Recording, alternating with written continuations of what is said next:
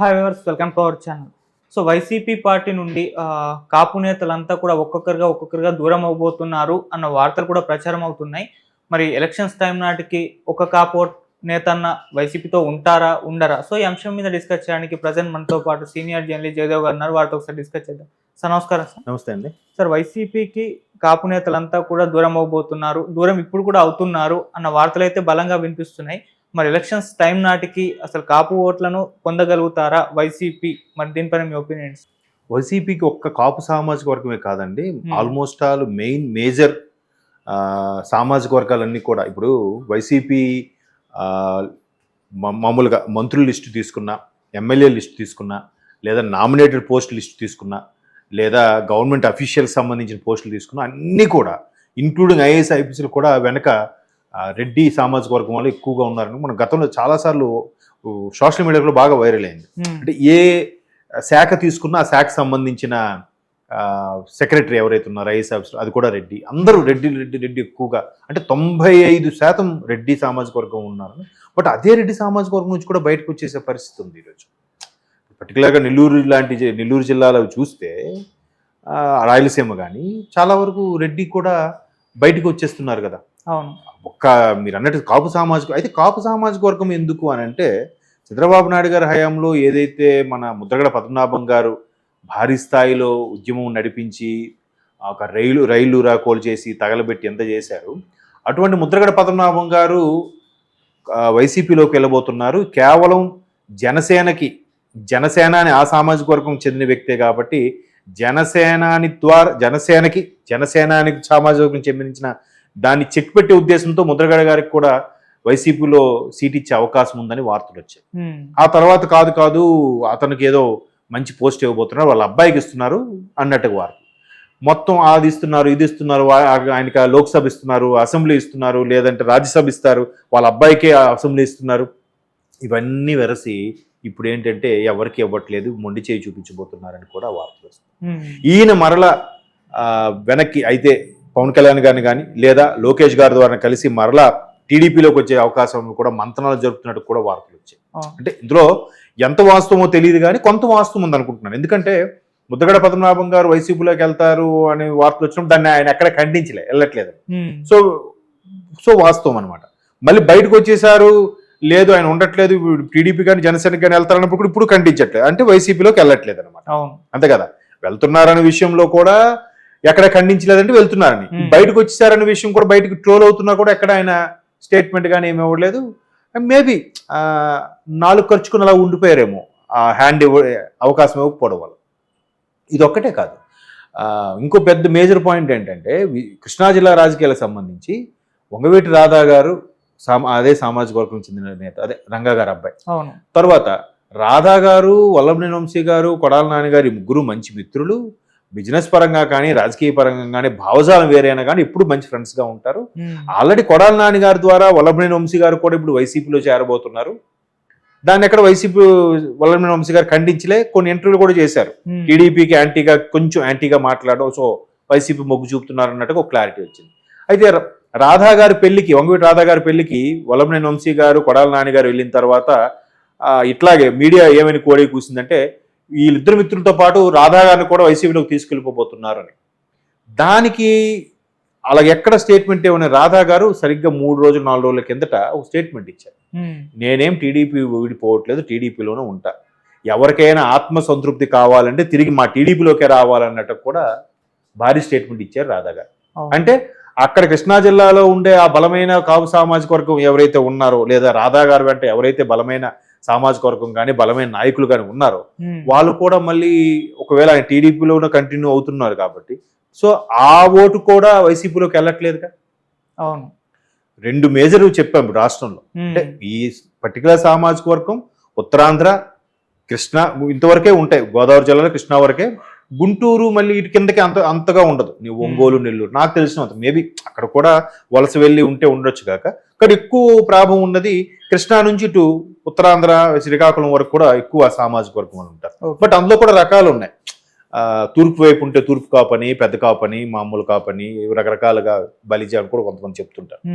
So ఈ సామాజిక వర్గం ఇలా ఇక్కడ బలమైన నాయకులు ఇద్దరు ఇబ్బందివి, చెక్ పెట్టారు. అంటే వెళ్ళనట్లు తెలిస్తే అక్కడ కాపు సామాజిక వర్గం వైసీపీకి దూరం అవుతున్నట్టే ఆల్మోస్ట్. ఇంకొక బలమైన నాయకుడు ఉత్తరాంధ్ర నాయకుడు బొత్స గారు కూడా అదే సామాజిక వర్గానికి చెందిన నేత. అయితే ఇప్పుడు ఆయనది కూడా ఎందుకు ఇట్లా ఈ సందర్భంలో మాట్లాడుతున్నామంటే, ఇప్పుడు ఆయన కుటుంబం నుంచి సుమారుగా 4-5 సీట్లు కేటాయించడం ఉంటుంది ప్రతిసారి కూడా అనువైతే. ఆయన అలాగే ఆ సామాజిక వర్గం ప్రాభవమో లేదా పరిపాలన talent what ever it maybe ఆయన అలాగే గెలుచుకొస్తున్నాడు. ఆయనది కానీ, ఆయన బ్రదర్ది కానీ, ఆయన మేనల్లుడు కానీ, దూర బంధువు బాబాయో మామయ్య అవుతారు ఆయన కానీ, లేదా భార్య ఝాన్సీ గారు కానీ. సో 4-5 వరకు ఉన్నాయి. సో ఇప్పుడు ఏంటంటే వైసీపీలో ఉన్న మంత్రిగా ఉన్న బొత్స గారికి ఆయనకి ఇవ్వట్లేదు అవకాశం. ఆయన భార్యకి వైజాగ్ నుంచి ఎంపీగా పోటీ చేయించే అవకాశం ఉంది. అలాగే ఆయనకి కాకుండా ఆయన మేనల్లుడికి సీట్ ఇవ్వబోతున్నారని వార్త వచ్చి, అంటే 5-4 కాకుండా 2కే అవకాశం ఉందన్నట్టు. ఒకవేళ అదే నిజమైతే మరి అదే బొత్స గారు కూడా దూరం అవుతారుగా కదా. మరి అక్కడ ఇంకో ఉత్తరాంధ్రలో ఇంకా ఒక పెద్ద దెబ్బ అది. అంటే ఇక్కడ ముద్రగడ పద్మనాభం గారు, తర్వాత వంగవీటి రాధా గారు, మూడో వ్యక్తి బొత్స గారు ఇంకా డౌట్. వీళ్ళిద్దరు ఆల్రెడీ టీడీపీకి ఒకవైపు, అంటే ముద్రగడ పద్మనాభం ఇంకా టీడీపీ జనసేన క్లారిటీ రాలేదు. వంగవీటి రాధా ఆల్రెడీ టీడీపీలో కొనసాగుతున్నారు కదా. ఈ బొత్స గారిది కూడా ఇంకా డైలమాలో ఉంది. ఇటువంటి నేపథ్యంలో మీరు అన్న క్వశ్చన్లోనే ఆన్సర్ ఉంది. సామాజిక వర్గం దూరం అవుతున్నారంటే మేబీ ఇంక ఇవన్నీ అంటే సామాజిక వర్గంగా మన వైపు దగ్గర చూస్తారు కానండి. ప్రజలు అల్టిమేట్గా బయటికి సామాజిక వర్గంగా మాట్లాడి చూసినా కూడా ఎవరు చేశారు, ఎవరు పని చేయలేదు, ఎవరి వల్ల లబ్ధి పొందాము, ఎవరి వల్ల పొందలేదు అనేది వాళ్ళు మేధావులండి, వాళ్ళకి తెలుసు. కాకపోతే మన విశ్లేషణ, మన మీడియా మిత్రులు చేసే సంభాషణలో ఈ సామాజిక వర్గం బలమైంది అందుకే ఆయన గెలిచేశాడు. అదే సామాజిక వర్గం బలమైనప్పుడు పవన్ కళ్యాణ్ గారు గెలవలేదుగా. అదే గాజువాక భీమవరం లాంటి ఏరియాల్లో రాజులు కానీ కాపు సామాజిక వర్గం బలంగా ఉన్న ఏరియా అది. మరి పవన్ కళ్యాణ్ గారు 2 దగ్గరలో ఓడిపోయారుగా. దానికి ఆయన కూడా ఏం స్టేట్మెంట్ ఇచ్చారు, సామాజిక వర్గం బేస్ చేసి కూడా నేను గెలుస్తాను అనుకుని కొంతమంది విశ్లేషకులు చెప్పారు, కానీ నేను గెలవలేకపోయానంటే మొదటిది మీ నమ్మకాన్ని చూరగొనలేదేమో, రెండోది అదే సామాజిక వర్గం కూడా నాకు ఓటేయలేదంటే ఇక్కడ ప్రజలు నికార్సైన మనుషులు కష్టపడి ఎవరు పని చేస్తారని నమ్మారో వాళ్ళకి వేశారు. సామాజిక వర్గం ప్రాధాన్యత వేయొద్దు, అది మంచిది కావడం కూడా ఆయన పవన్ కళ్యాణ్ గారు స్వయంగా చెప్పారు. సో సామాజిక వర్గం పరంగా దూరమైనా కూడా అల్టిమేట్గా బాగా చేస్తున్నారా లేదా, ఈయన ఏం లేదు, పథకాలపై అభివృద్ధి లేదు, ఉద్యోగాలు లేవు, ఏమీ లేవు, అందరికీ ఒకవేళ ఒకే ఆధార్ లింక్ చేసినప్పుడు ఒకే పేరు మీద 2 ఉంటే 2 కట్ చేసేస్తున్నారు, 1వ తేదీని తప్ప 2వ తేదీకి వెళ్తే పెన్షన్ రావట్లేదు, ఇలా రకరకాల సమస్యలు చెప్పుకుంటూ వస్తుంది. ఇవన్నీ కూడా యాంటీ ప్రభుత్వ వ్యతిరేకంగా ఉండడం వల్ల సామాజిక వర్గంతో పనేముంది చెప్పండి. ఏ సామాజిక వర్గమైనా దూరం అవ్వచ్చు. ఈ మెయిన్ ప్రజలు మొత్తం ఉండే ఈ 4 కోట్ల మంది కూడా ఆంధ్రాలో 4-5 కోట్ల మంది కూడా అంతా ఆ ఒక్క సామాజిక వర్గం చెందిన వాళ్ళు కాదుగా. విభిన్న జాతులు, విభిన్న మతాలు అందరూ ఉన్నారుగా. అల్టిమేట్గా ఎవరు బాగా చేస్తారో, ఎవరు బాగా పాటుపడతారో వాళ్ళకి వేస్తారు. మనం ఎంత చెప్పినా కూడా సైలెంట్గా వెళ్ళి ఆ బూత్లో ఎవరు గుద్దాలో, ఎవరికి చెయ్యాలా, ఎవరికి వేయకూడదో వాళ్ళకి తెలుసు బాగా. మన ఇన్ఫ్లుయెన్సింగ్ మాటలు చేసే వరకు కూడా ఇది మేబీ ఎక్కడి వరకే వెళ్తుందేమో, ఆ లోపలికి రీచ్ అవుదేమో. నాయకులు ఇచ్చే స్పీచ్లో కానీ, లేదంటే కొంతమంది పెట్టే పాంప్లెట్స్ కరపత్రాల వల్ల, లేదా కొంతమంది వేసే యాడ్స్ వల్ల, కొంతమంది వేసే మసాలా పూరితమైన డైలాగ్స్ వల్ల ఎక్కడి వరకే రీచ్ అవుతుందేమో అని పైకి వెళ్ళదు. ఆ పైకి అక్కడ ఫిక్స్ అయి ఉంటుంది ఆ బ్రెయిన్లో, ఆల్రెడీ రిటర్న్ కదా.